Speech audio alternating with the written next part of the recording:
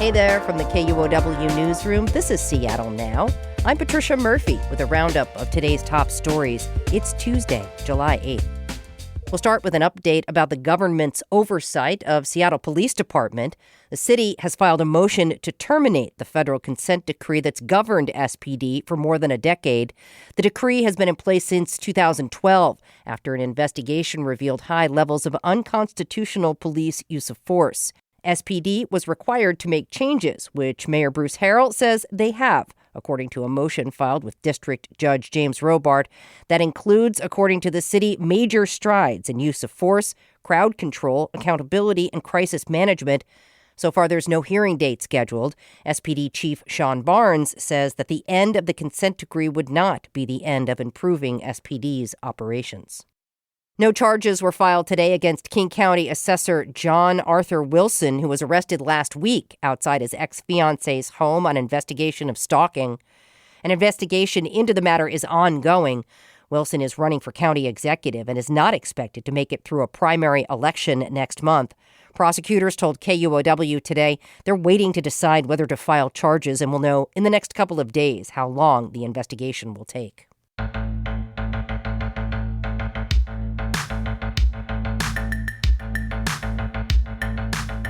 In environment news, there's rain in the forecast for tomorrow, but it won't do much to stop Washington's deepening drought. The state has been drier than normal since January. Seattle's received about 6 inches less rain than normal, and the outlook for the rest of the year isn't much better. More from KNKX environment reporter Bellamy Palethorpe. This June, a month that's notorious for drizzle and gloom around here, Seattle got less than half an inch of rain and about a quarter fewer cloudy days than normal.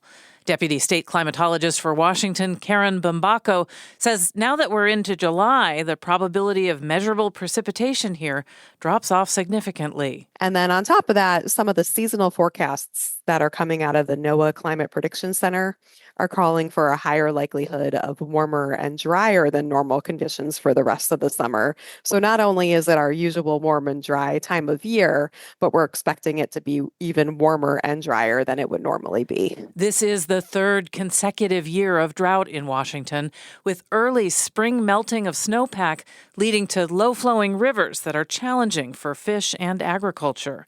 Dry conditions also heighten the risk of wildfires, especially in August. I'm Bellamy Palethorpe reporting.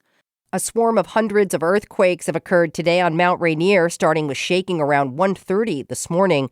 The Pacific Northwest Seismic Network says there's no indication all this rumbling is cause for concern. As of this afternoon, none of the shaking had been felt on the surface, but there have been hundreds of quakes today, the largest so far at a 1.7 magnitude.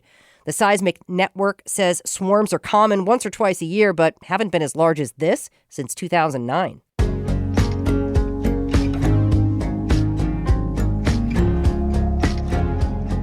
If you hate taking your shoes off at security checkpoints when traveling, here's some good news for you. You can keep your shoes on.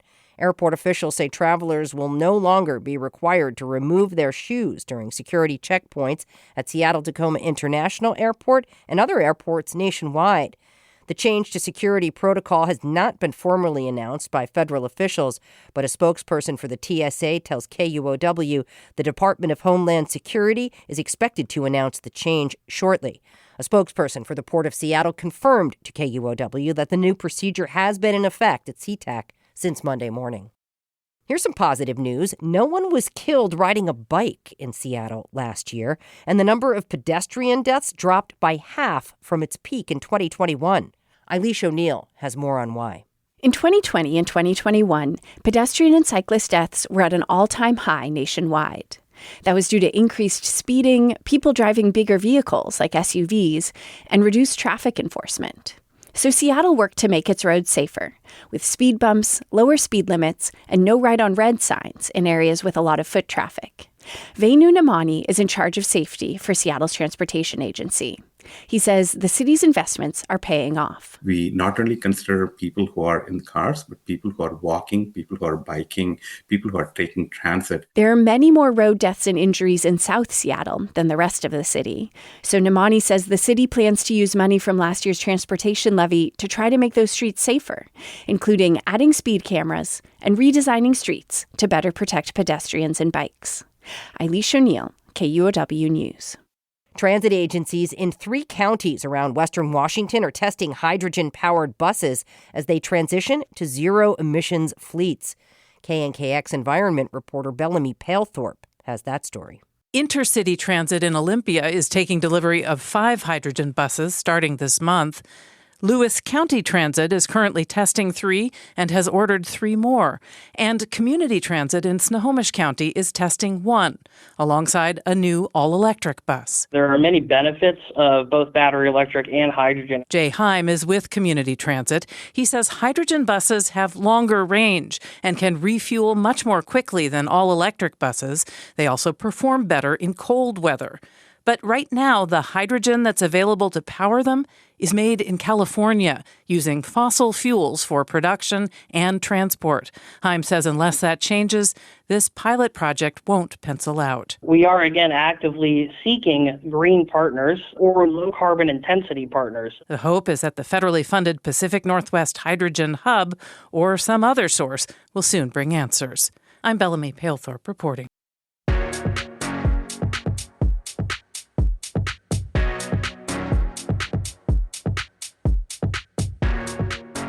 The man known for posting social media videos of him racing a loud, souped-up Dodge Charger around Seattle has been sentenced to 30 days in jail.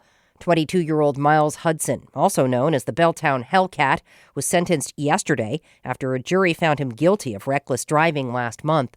The judge initially ordered him to spend a year behind bars, but the Seattle Times reports she suspended most of that sentence if Hudson meets certain conditions. He has to pay a $5,000 fine and steer clear of any criminal violations, among other criteria. There are also limits on what he can post online for 2 years. Hey, check your Costco purchases. The retailer's warning anyone who bought a Danby brand U-shaped air conditioner to stop using it immediately. A unit issue can lead to mold. Costco says the affected models were sold over 7 months between June 2021 and February 2022.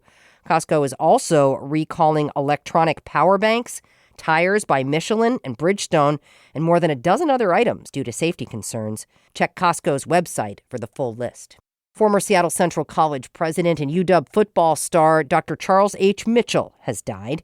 He was 85 years old and passed away June 27th. Mitchell played for Seattle's Garfield High School before he joined the Huskies, winning the Rose Bowl in 1961. He also played in the NFL and later earned his master's and doctorate degrees. He was inducted into the Husky Hall of Fame in 1992.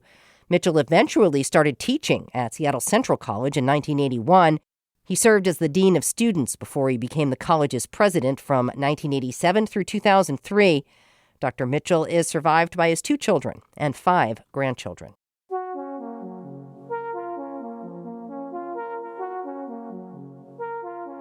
And now, a sweet-smelling story to wrap things up. Summertime is high season for Seattle's passionate rose growers and rose lovers. John Harmerling is one of the best known among them. He's a consulting rosarian, a rose whisperer of sorts.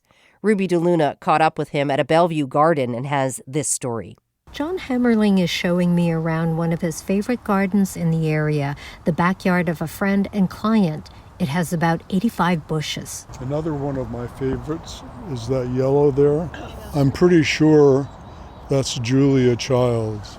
The roses are at their peak, with swirls of pink, yellow, and orange blooms. Harmeling knows every bush in this corner. He's been tending to each of them for the last 35 years. That's how long he's known owner Marion Bundren, who shares his enthusiasm for roses. John will confirm this. I usually buy the roses that describe themselves as having an old rose fragrance. I admire the new processes and, innovations, but color and shape do not replace fragrance. Harmeling agrees. You often can't get that in the modern roses because they are hybridizing for form and color. And one of the most fragile genes, one of the genes that gets lost, is that fragrance gene. Harmeling is a retired history teacher.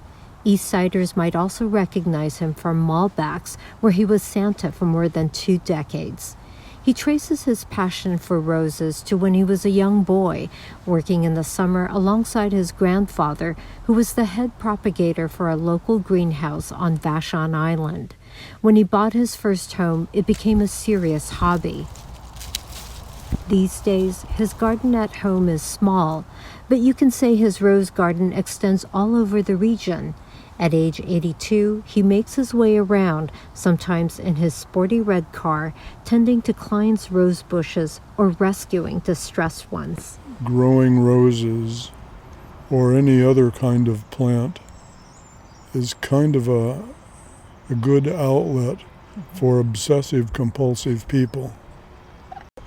And I could come here 3 times a week and find something to do. Some of the roses have ended up in garden shows and local competitions. Great color, great stamens, great foliage. Each year, the Seattle Rose Society showcases the region's best blooms. Last month at Factoria Mall, judges gently inspect the leaves and petals of each bloom. They're ranking the entries based on the flower's form, color, and balance and proportion. One of the judges, Megan Barnes, is the Society's vice president. She had her first rose bush at about age 6. I remember going to the Portland Rose Show, which is the oldest society in the nation. You'd wake up at like 2, 3 in the morning and drive down to Portland, get there at 6 to enter your roses. So we're pretty hardcore in my family. Today, her 3 children now grow roses too. It makes you feel good when you can grow a rose and it looks really nice, because everyone thinks it's really hard to do, and it's not. It does take some patience and aggressive pruning. Harmeling says growing roses has physical and mental health benefits. He was an avid skier back in the day until a leg injury ended that. These days, it's all about roses. You don't usually break legs or arms growing roses. You get scratched up now and then, but that's okay. He hopes a new generation of rosarians will carry on his love of roses.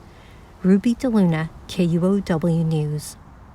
If you're curious, Harmeling charges $50 an hour to take care of clients' roses. You can also find rosarians in your area through the Seattle Rose Society. Next time on Seattle Now, Seattle Gay News publisher Renee Ricchetti outlines her experience trying to get a passport that correctly identifies her gender, made more difficult by an early executive order from the Trump administration. Well, obviously, a passport can be used as identification. Sometimes it's used in employment. When we talk about passport, most people think of travel. So obviously, when you're speaking to a TSA agent, you want something that reflects how you look physically. Otherwise, it's going to single you out for exclusion, for additional screening. Hear more from Renee tomorrow morning.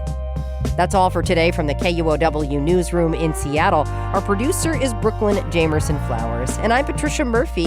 Seattle Now and KUOW are members of the NPR network. See you later.